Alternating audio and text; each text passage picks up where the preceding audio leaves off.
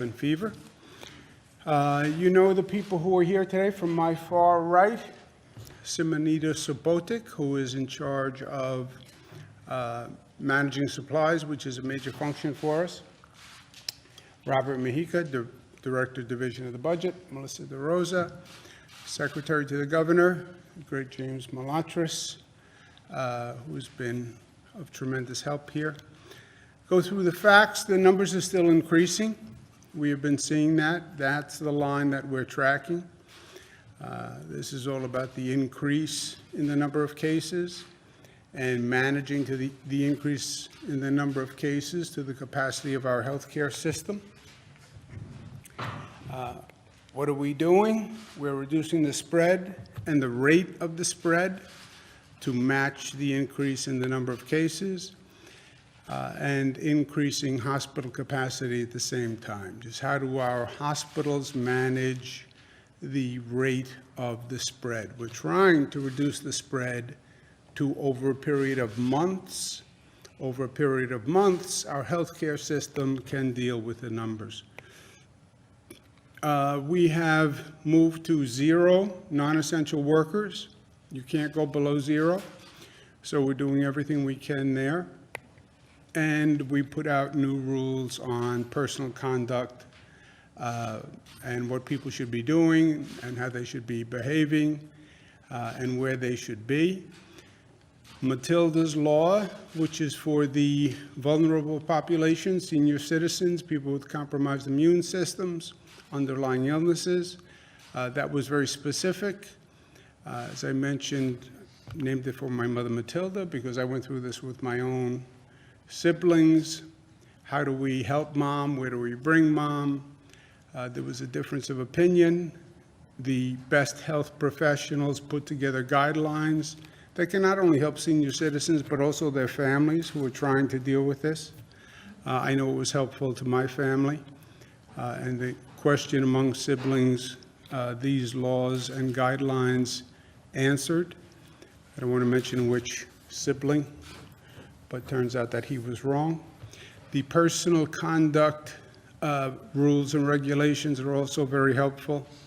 I want to thank Dr. Fauci, who is really an extraordinary American and has given me great guidance and help and assistance in putting together these policies.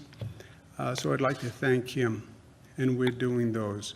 We're working on every level. Every piston is firing. Everything that can be done is being done. New Yorkers are lucky. We have a very experienced team that's doing this. This is not their first rodeo. They've been through a number of emergencies on a number of levels, increasing hospital capacity. We want to get the capacity of 50,000 up to a minimum of 75,000. We told the hospitals we're going to be ending elective surgeries. We are now working with hospitals to reconfigure the space in the hospital to get more beds and to find more staff to manage those beds. We're working on building new beds.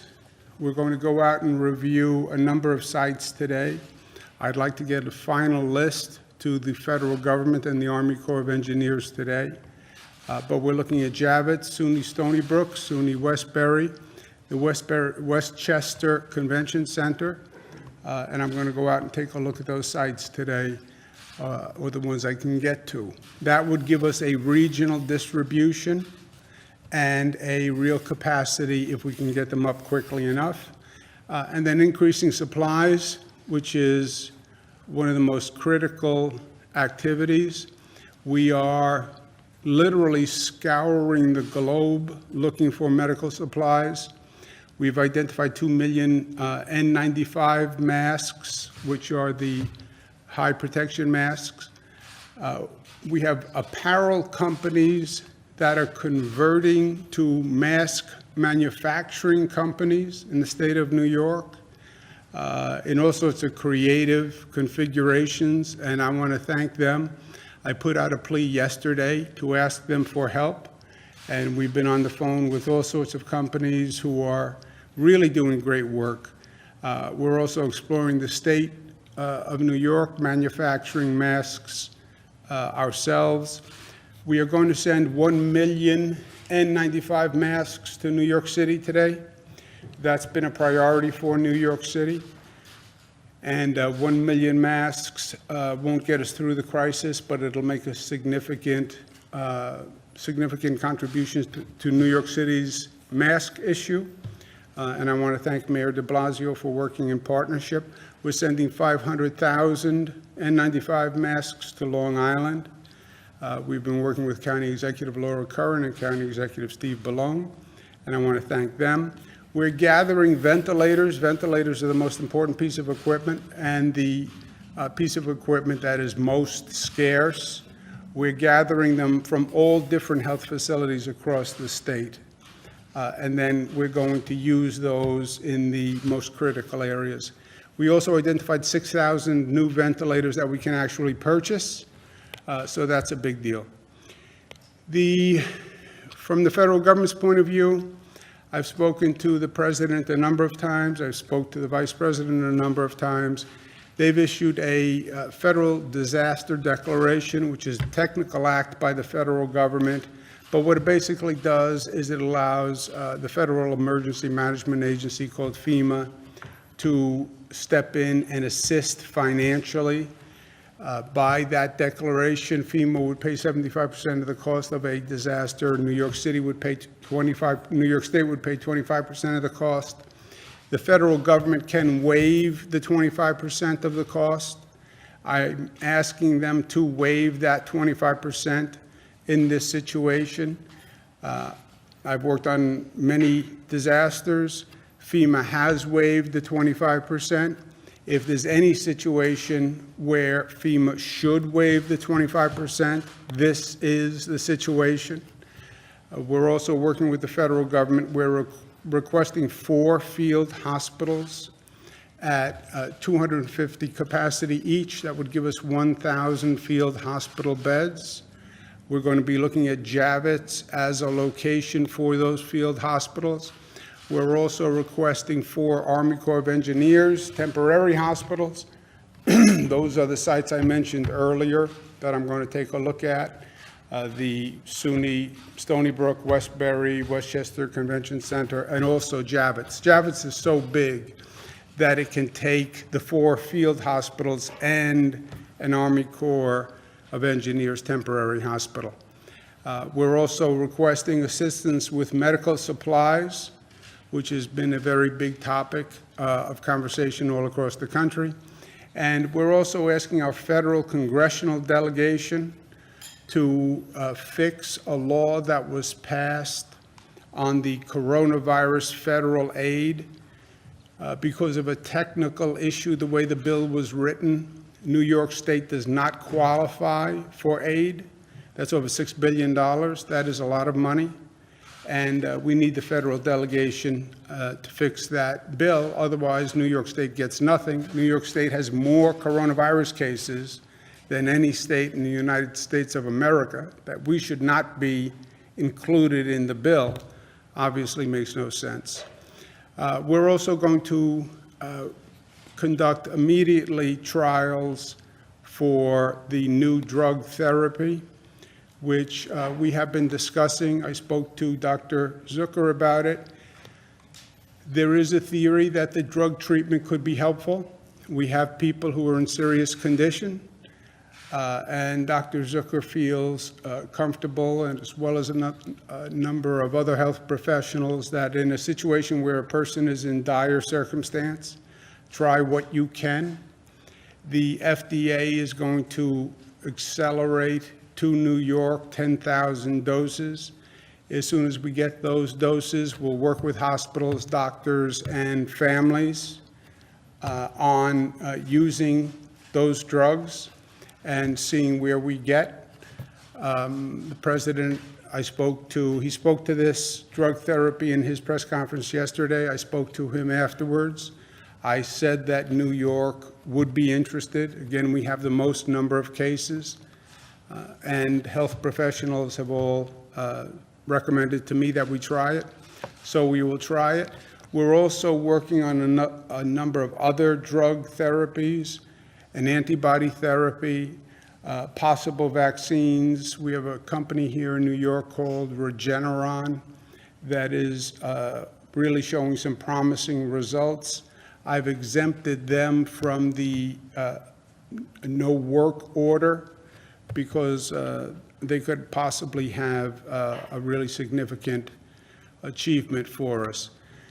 The new numbers, the more tests you take, the more positives you find. And I give this caution because I think people misinterpret the number of new cases. They take that number of new cases as if it is reflective of the number of new cases, the spread. It is not. The number of new cases is only reflective of the number of cases you are taking, right? Where our goal is to find the positive cases, because if we find a positive case, we can isolate that person and that stops the spread. So we're actually looking for positives. The more tests you take, the more positives you will find. We are taking more tests in New York than any place else. We're taking more tests per capita than China or South Korea. We're also taking more tests than any state in the United States of America. That is actually a great accomplishment. Because if you remember back 2 weeks, which seems like a lifetime now, the whole question was coming up to scale on tests. How do we get the number of tests up, and how do we get it up quickly? I spoke to the president and the vice president, and I said, decentralize the testing and let the states do it. I have 200 labs. I can mobilize quickly. Let us do the tests. They agreed. We're doing more tests than any state. So, for example, we've done 45,000 tests. California has done 23,000. Washington has done 23,000. So you see how many more tests we are doing. And again, I credit the team that's working here because this is exactly what the mandate was. Perform as many tests as quickly as you can. And that's the drive-throughs we put in place, the hospital management, et cetera. So our numbers should be higher, and they are. Total number of positive cases now is up to 10,000. Number of new cases has increased by 3,000. Just go back in case you can't read as fast as I can't read. 6,000 in New York City, 1,300 in Westchester, 1,200 in Nassau. You see the Westchester number is slowing. We did a New Rochelle containment area. The numbers would suggest that that has been helpful. So I feel good about that. You see Nassau increasing, you see Suffolk increasing. So that's just the widespread increase that we have been anticipating. But our hotspot of Westchester is now slowing, and that's very good news.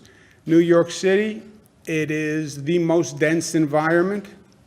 This virus spreads in density, right? And that's what you're seeing in New York City. New York City obviously has many more people than any other specific location in the state. Number of counties are increasing. You see the blue. I said to you early on that blue is going to take over the whole state, just the way every state in the United States has now been covered. Most impacted states, you look at the number in cases in New York is 10,000, Washington, California, 1,000 each. Does that mean we have 10 times the number of cases as California or Westchester? Or does that mean we're doing more tests than California or Westchester? The truth is somewhere in the middle, and nobody can tell you. Total number of people tested, we're up to 45,000. Number of new tests.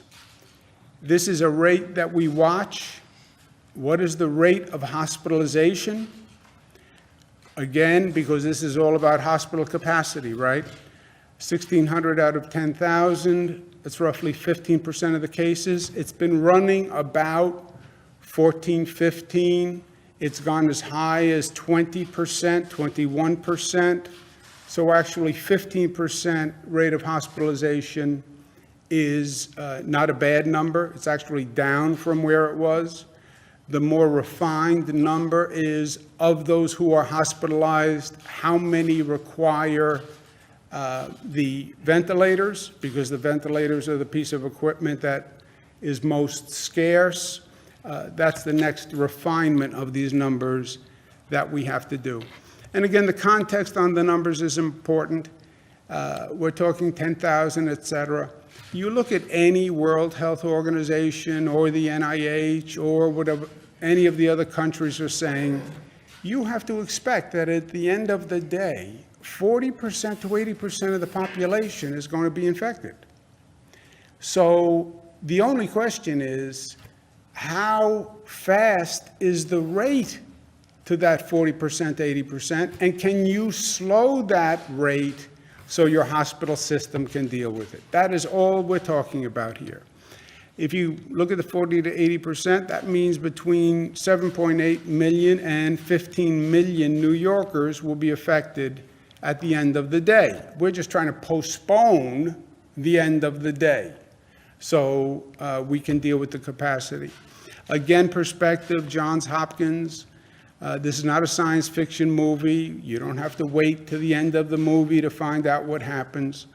Johns Hopkins has studied every case since it started, 284,000, 11,000 deaths, almost 90,000 recoveries, 183,000 still pending, which tracks everything we know in the state of New York. Our first case, healthcare worker, 39-year-old female who was in Iran. She went home. She never went to a hospital. She recovered. She's now negative. You get sick, you get symptoms, you recover. That is true for the overwhelming number of people. Again, context. People who died in the flu, from the flu, in 2018, 2019, 34,000 Americans. 34,000. So when you hear these numbers of deaths, keep it in perspective. 34,000 people died of the flu. Over 65, 74% of the people were over 65. 25% were under 65. So if you have an underlying illness, you catch the flu, you can die. More likely if you have an underlying illness, senior citizens, et cetera, but not necessarily. You have 25% under 65 years old die from the flu. Also, in terms of context perspective, don't listen to rumors. I mean, you have such wild rumors out there, and people call me with the craziest theories. I understand there's anxiety and stress, but let's remember some basic context and facts. Society functions. Everything works. There's going to be food in the grocery stores. There's no reason to buy 100 rolls of toilet paper. There really isn't. And by the way, where do you even put 100 rolls of toilet paper? The transportation system functions. The pharmacy system functions. These things are all going to work. Non-essential workers stay home, but the essential workers are staying home, especially the healthcare workers. There is not going to be any roadblock when you wake up in the morning that says you can't leave this place or you can't leave that place, right? So if you have a real question, because you think there's a real concern from a credible source, contact my team. We have a special website, coronavirus.health.ny.gov, and ask the question, and you will get a real, truthful, factual response. I have not hidden anything from the people of this state. I have not tilted facts. Franklin Delano Roosevelt, the American people deserve the truth. They can handle the truth. Give them the truth. When they don't get the truth, and if you don't get the facts, that's when people should get anxious. If I think I'm being deceived, or there's something you're not telling me, or you're shading the truth, now I'm anxious. Everything I know, I've told you, and I will continue to tell you. And these are facts. And you hear a rumor and you want to check it out, go to that website. These are people who work for me directly, and you will have the truth. We do have an issue with younger people who are not complying. And I mentioned this before, but it has not gotten better. You know, you can have your own opinion. You cannot have your own facts, okay? You want to have an opinion? Have an opinion. But you can't have your own facts. Well, young people don't get this disease. You are wrong. That is not a fact. 18 to 49 years old are 54% of the cases in New York State. 54%. 18 to 49 years old. So you're not Superman and you're not Superwoman. You can get this virus and you can transfer the virus and you can wind up hurting someone who you love or hurting someone wholly inadvertently. Social distancing works, and you need social distancing everywhere. There's a significant amount of noncompliance, especially in New York City, especially in the parks. I'm going to go down there today. I want to see what the situation is myself. But it has to be stopped because you are endangering people. And if it's because of misinformation, if it's because of noncompliance, I don't care, frankly.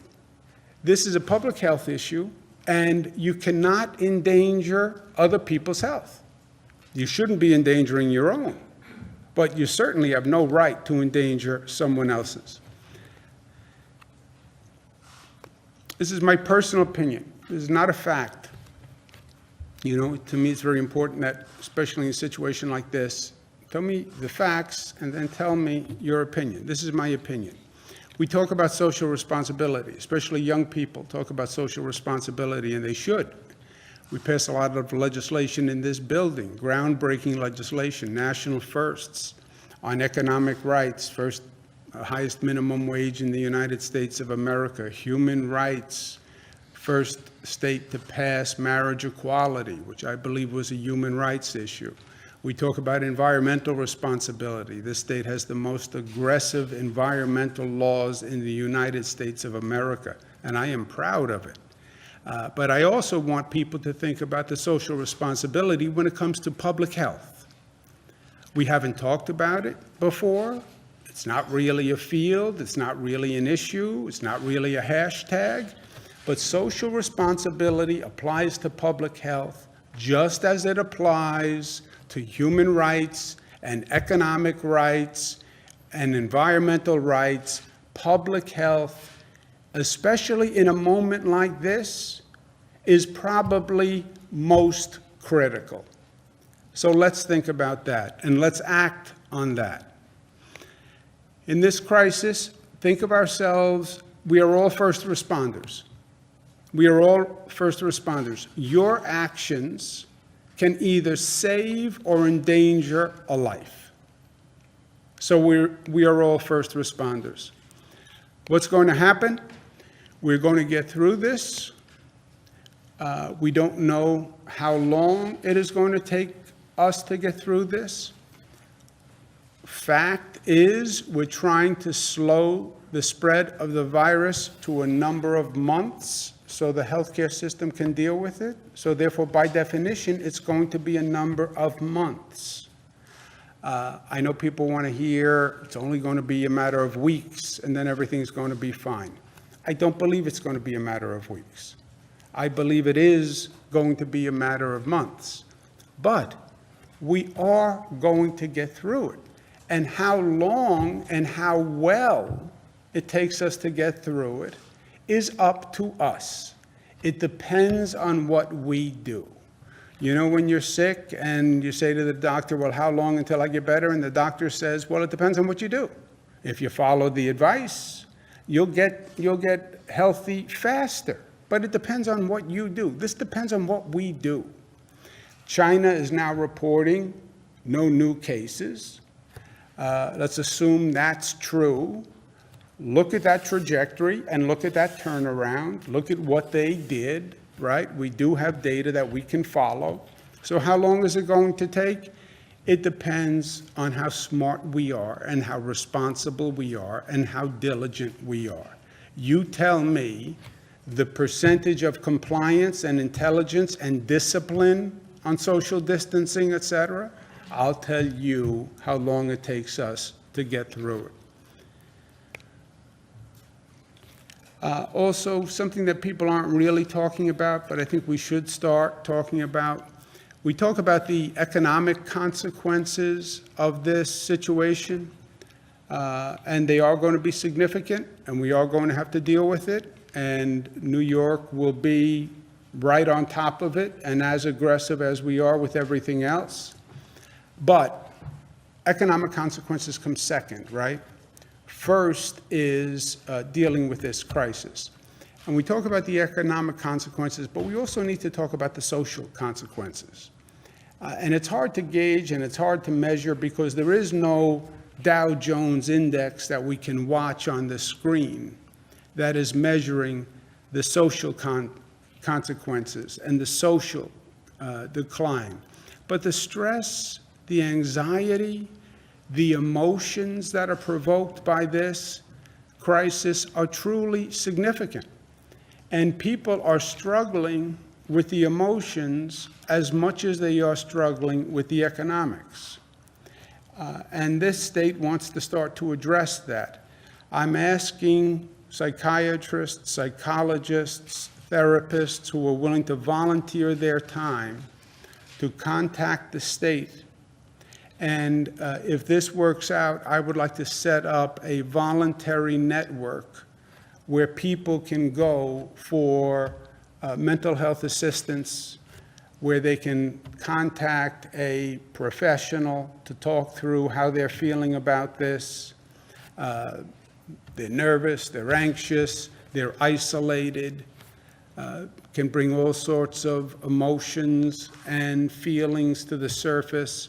When you're isolated, you don't have people to talk to.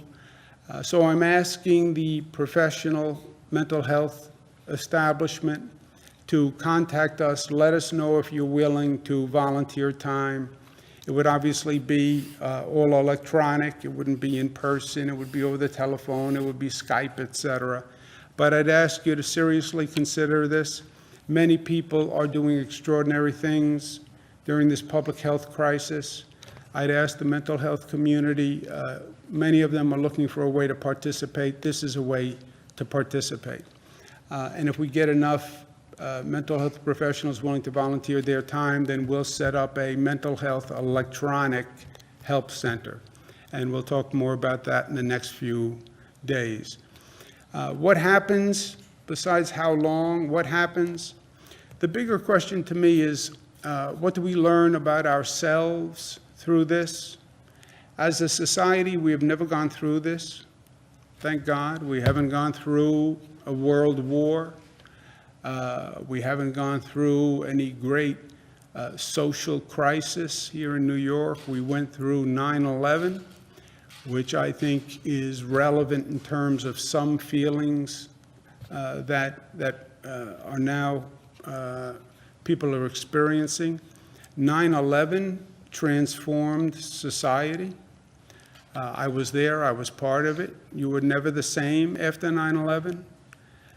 You had a sense of vulnerability that you never had before, which I feel to this day. There was a trauma to 9/11, but as a society, as a country, we've been blessed in that we haven't gone through something as disruptive as this. So what do we learn about ourselves?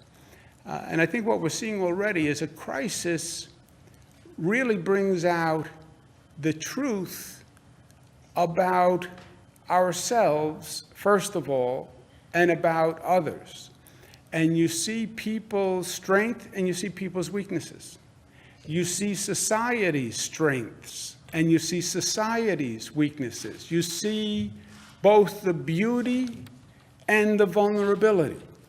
You see the best in people and you see the worst in people.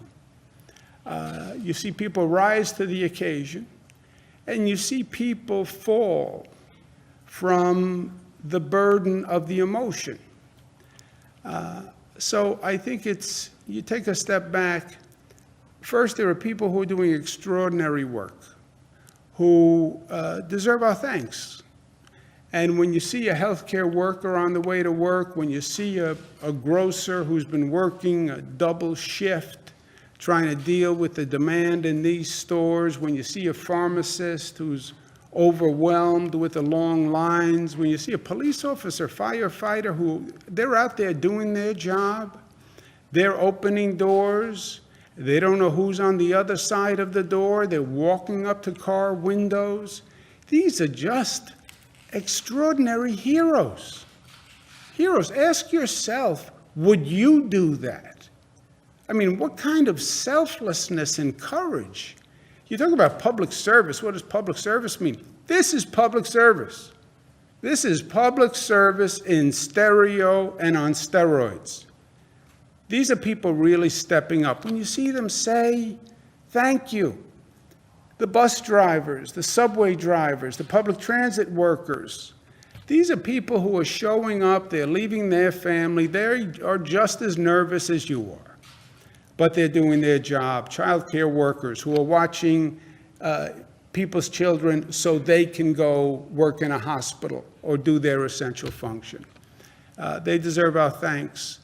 And I think understanding what they do in some ways gives us a perspective on how beautiful people can be and how courageous people can be and how great Americans can be. And my last point is practice humanity. We don't talk about practicing humanity, but now, if ever there's a time to practice humanity, the time is now. The time is now to show some kindness, show some compassion to people, show some gentility, even as a New Yorker. Yeah, we can be tough. Yes, this is a dense environment. It can be a difficult environment. It can also be the most supportive, courageous community that you have ever seen. And this is a time for a little gentility. It's a time for a smile when you're walking past someone. It's a time for a nod. It's a time to say hello. It's a time for patience. And don't let the little things get you annoyed. That's New York at its best. That was New York after 9/11. Yeah, we have a problem. Yes, we will deal with it. Yes, we will overcome it. But let's find our better selves in doing it. And let New York lead the way in finding their better selves and demonstrating their better selves. That's the New York destiny, and that's the New York legacy. And that's why I'm proud to be a New Yorker. That's why I'm proud to be the governor of this great state. And we're going to do it like we've always done it before. Questions? Governor, on the 6,000 ventilators, where were those located and how soon could they be in hospitals in New York? They were located in places all across the globe, Jesse. They will be coming in over the next several weeks. We're also looking, by the way, at technologies that would allow you to use one ventilator for multiple patients, where one ventilator, for example, could serve 2 patients. So we're getting as creative and as aggressive as we can. And can We assume that most of those would end up in New York City, considering that's where the bulk of the They cases go are. where the cases go, yes. Governor I have a Cuomo, couple I of just got off the questions phone on, with a very emotional doctor locally here in the 518 who tells me that they are out of hospital gowns, that they have no masks, that they are reusing hospital gowns that potentially could have been exposed to a patient with COVID-19 and without COVID-19. Response to that, message to them. Look, this is a national problem, the medical supplies. States are scrambling all across the board. I'm proud of everything this state has done and the extraordinary efforts. As I told you, we have people on the ground in China. I'm calling people all across the world for these supplies. We have apparel companies that will go into the gown manufacturing business. We have to secure the material, which we're trying to do now. We're working on getting the New York State. New York State also manufactures uniforms. If I can get the material, we'll make them in the state. I have companies in New York where we're buying equipment, sewing equipment for them so they can manufacture them. But we have a gown shortage statewide. I just have a couple of questions on. It's not just Albany. It's worse than that. It's a gown shortage statewide. We're doing better with masks. We're doing better with ventilators. Nowhere near where we need to be with ventilators. We need 30,000 ventilators, so we're at 6,000. But at least we got the 6,000. The masks, the medical community has told me over and over again, the masks are the priority for the COVID-19. So we have made progress on masks. Gowns are also very important, no doubt. But we have not been successful as of yet with finding a supply of gowns, but we are searching high and low. With the number of masks, I think you said 2 million, right? The N95 masks, 1 million are going to the city. I forget the other numbers that you were saying, but what amount is staying here in upstate New York? We have enough masks to handle all of upstate's need. What does that mean? Enough? The numbers are very different between Albany and New York City, right? So we do the allocation based on where the cases are. And New York City, Westchester, Nassau, Suffolk, that's the locus of the problem. Masks for upstate hospitals, we can address that. We can fill that need as of now. I have a couple of questions on testing. First of all, people are wondering, have you been tested? Nope. And why not? Because I've not been exposed to anyone who is positive. I don't have a fever. I don't have any symptoms. And I don't want to waste the test. The two major hospitals in Albany are saying they're not going to be able to test the members of the public, even though they have symptoms. They have to save it for the healthcare workers. Is that a concern? The hospital, we are testing by the same protocol all across the state, Karen. If you meet that protocol, then you get a test. And it's on the website. If you have been exposed to someone positive, if you are showing symptoms, if you meet that protocol, you get a test. And again, we are testing more than any state in the United States of America. We are testing more per capita than China and Korea. So yes, no state, no country can give everybody a test who wants a test. But that shouldn't be the goal either. This is not just, I want a test to make myself feel better. And by the way, it won't even make you feel better because, okay, you didn't have a test at 10, you tested negative at 10 a.m. But then you went and you talked to 6 people, maybe you're positive again. You'll never solve that neurosis, right? That anxiety. But anybody who fits that protocol can get a test. And more people are getting tests in this state than anywhere else, and that is good news. And look, I'm very proud of what we did. We were all starting at the same place, and for us to come up to scale that quickly and get to scale where we're doing more than anyone else, that was great. Governor, you mentioned that the Do you guys have a figure as to how many people have recovered and what the current death toll is? We can get you those numbers. I don't have them with Talk me. about the technical issue with the federal legislation. What do you mean by that? Is that in the House bill or the one that's being The negotiated in the Senate? House bill that passed said, this is a little weedy, but the House bill that's passed said for a state to get the federal money, it can't make any changes in the Medicaid procedures. In this state, since January, I announced the MRT, the Medicaid Redesign Team. They issued their report that changes procedures in the Medicaid program. I've been doing that since January. We can't do a budget without changes to Medicaid. And by the way, you need changes to Medicaid because there's a lot of waste and inefficiency in Medicaid on those long-term programs, as we've been discussing for 6 months. They then wrote a bill that said, if you, it's not really funny, it's like sad, but it's like either you cry or you laugh.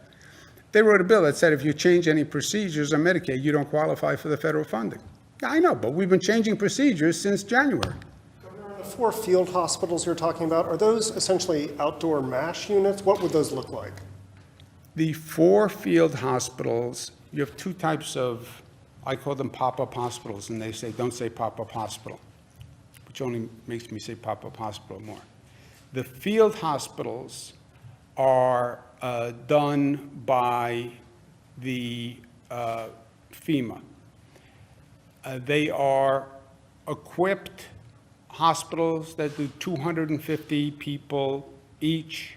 They're basically a tent configuration with beds, with medical equipment, with staff. And they come in 250 bed capacities. We requested 4 of those, so 1,000.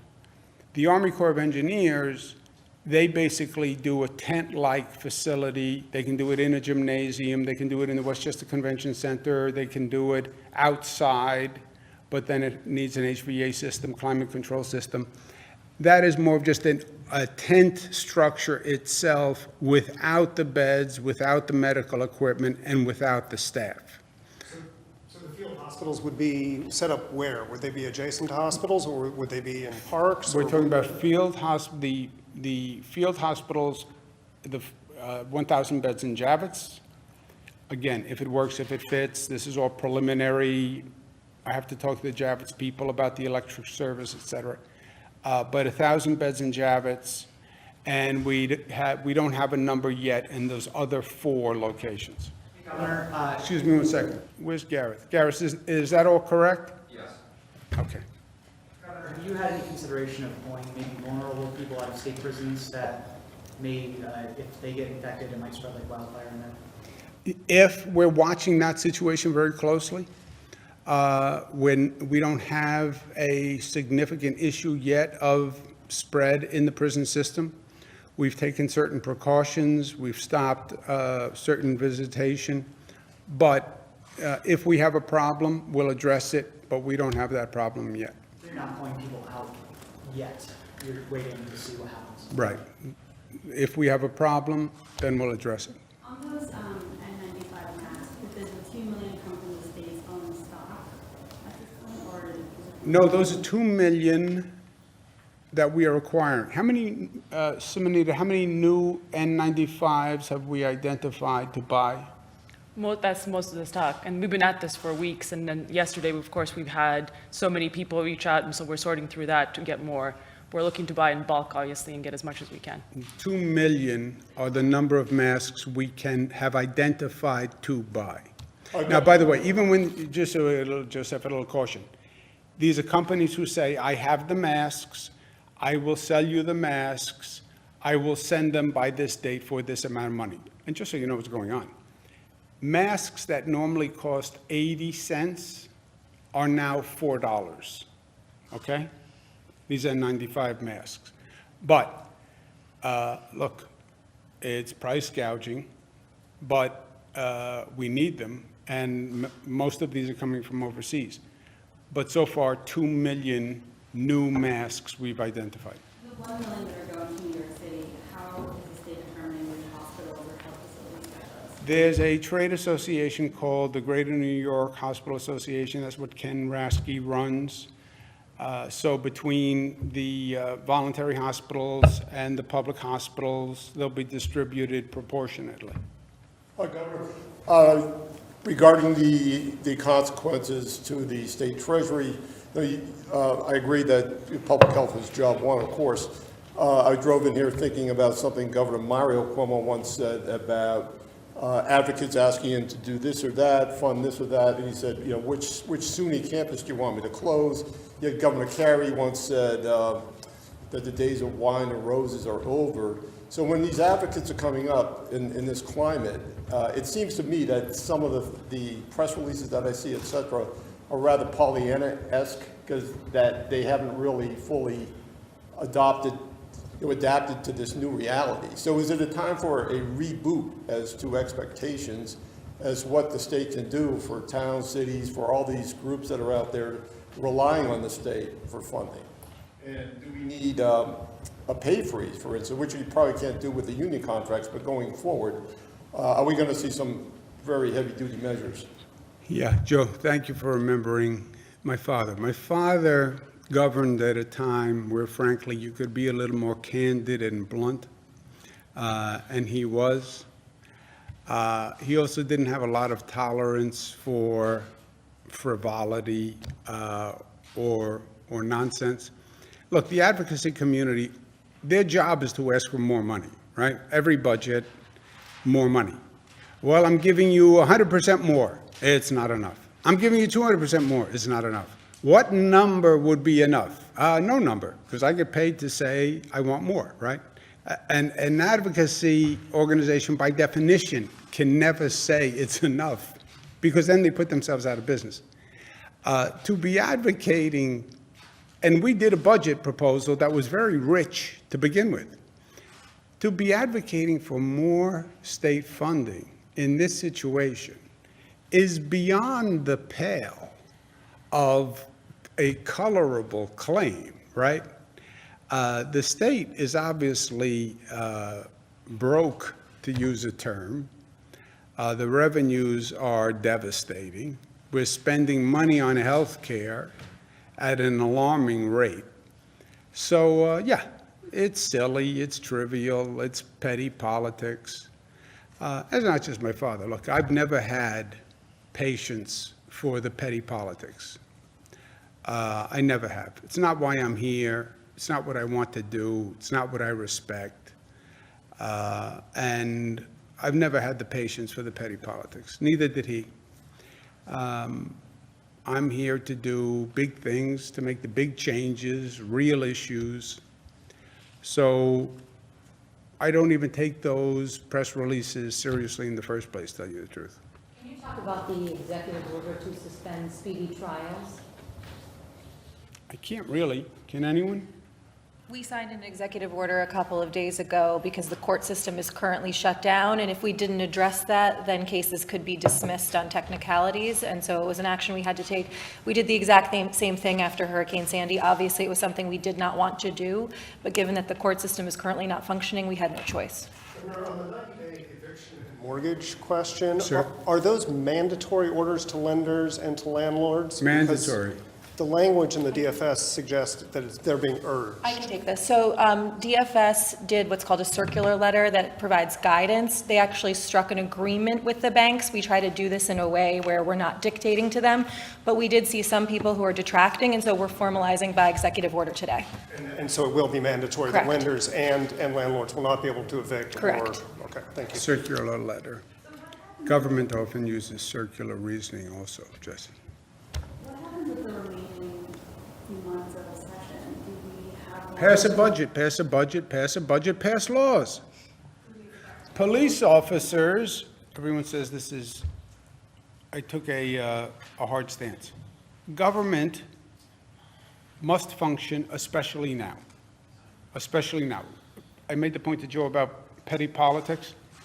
Look, from my point of view, 85% of the stuff we do is all petty politics. 15% matters.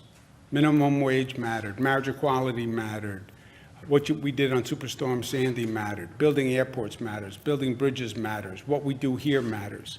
What we do in this moment of time matters. This is government. If it's done well, it saves lives. That is not a rhetorical statement. It's not overly dramatic. It's government professionals who know what they're doing can save lives. It totally changed the lens on government. Oh, I thought government was about celebrity and who can tweet the most and who had the most Twitter followers. No, no. Now government is about, do you actually know what you're doing? Does your government actually work? Can you mobilize it quickly? Now, government is serious. Oh, wow, I didn't even think of this. And by the way, for a whole generation, they've never seen this. They've never had to see government really step up and function, right? That's where we are now. What should government do for the rest of the session? It should do its job. This is the high point of government necessity and competence and performance and accuracy. This is when you need government to work like you've never needed it to work in your lifetime, with the highest consequences.